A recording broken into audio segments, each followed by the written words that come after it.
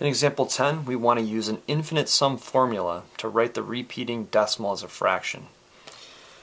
When you're utilizing an infinite sum formula to write a repeating decimal, you want to start by expanding this. And we're going to try to expand this using a sum.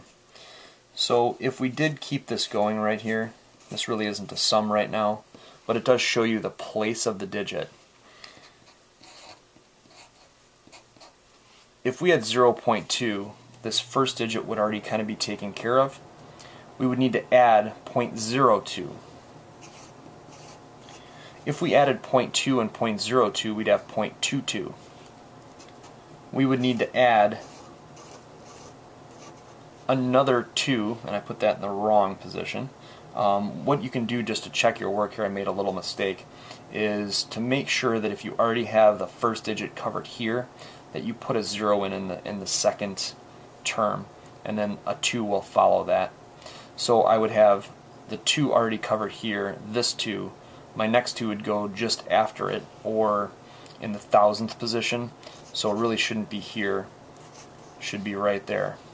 You could continue this on. There's 1, 2, 3 zeros that I need, and this would go on forever because this is a repeating decimal. This is also an infinite series. To find r, all we need to do is just take one term and divide it by its previous. So we're going to take 0.02 and divide it by 0.2.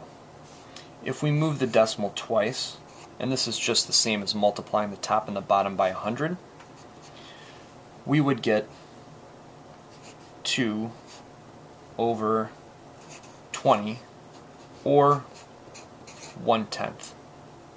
And that's true. If we took 0.2 and multiplied it by 1 divided by 10, or 0.1, that would get us to 0.02. And then if we multiplied 0.02 by 1/10, it would get us to 0.002. And we could do this on to infinity. Once we know r, we also know our starting value, or our first term. So we can use our infinite series formula and rewrite this as 0.2 divided by 1 minus 1/10. 0.2 is the same as 1/5 or 2/10 if you prefer to write it like that. And we need to divide that by 1 minus 1/10, which is 9 over 10. Remember that we're going to multiply by the reciprocal, so that's 10 over 9. These guys would cancel, and we would be left with 2 over 9. If you wanted to, you could leave this r value here, and you could do 0.02 divided by 0.2 in your calculator, and that would be 0.1. So you could totally leave it as 0.1, and here's how that would look.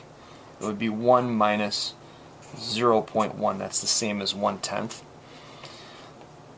Then this would be 0.2 over 0.9.